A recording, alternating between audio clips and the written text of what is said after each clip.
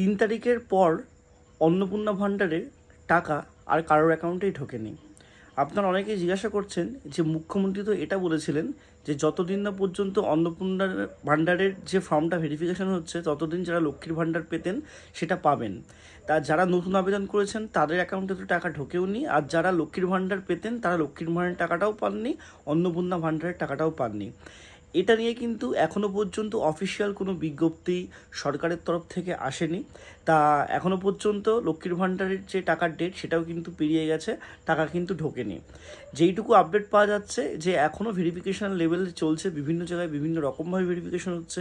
কোনো জায়গায় বিএলও যিনি আছেন তিনি বাড়িতে এসে কিছু উইশ লিস্ট করে যাচ্ছে, তারা নিজেদের মতো কিছু প্রশ্ন করে ডকুমেন্ট কালেক্ট করে তারা নিয়ে যাচ্ছেন।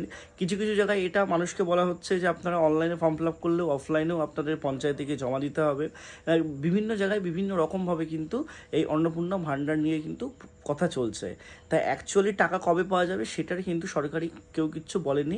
আমি আপনাদের একটাই কথা বলবো যে আপনারা চাইলে যে মানে আমাদের মাননীয় মুখ্যমন্ত্রীর কাছে যেটা ফোন নাম্বার যেটা সরাসরি উনি দিয়েছিলেন সেখানে আপনারা কিন্তু যোগাযোগ করতে পারেন। আমি এটা নিয়ে বিস্তারিত ভিডিও কালকে করব, তো অবশ্যই কিন্তু চ্যানেলটা সাবস্ক্রাইব করে রাখুন।